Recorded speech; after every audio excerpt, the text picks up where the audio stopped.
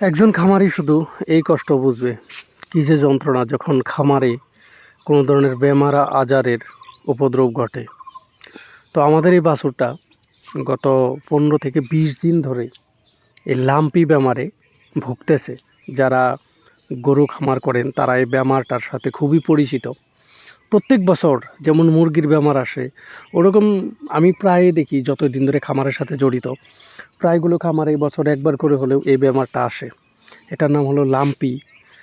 আর এটার খুবই কম আমি নিরাময় হতে দেখছি।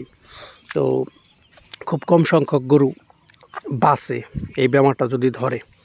আমাদের ফার্মে যেহেতু বর্তমানে 11টা গরু আছে, তো তার থেকে 4-5টা গরুর মধ্যে ভালোই লাগছিল, কিন্তু মেডিসিন খাওয়ানোর পরে কমে গেছে। কিন্তু এই বাছুরটার শরীর দেখেন, একদম কি বলবো, সম্পূর্ণ শরীরটাই একদম লাম্পি দিয়ে বোঝাই, বিষে গরুর শরীর একদম জর্জরিত।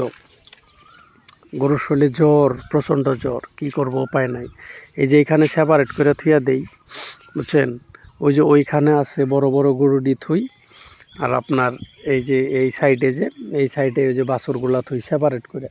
তো যদি আপনাদের কারোর এরকম হয়, গরুগুলা সেপারেট করে রাখার চেষ্টা করবেন। এরকম হইলে গরুতে একদম খানা খাইতে চায় না, একদম খাইতে চায় না, খুবই কম মুভমেন্ট হয়।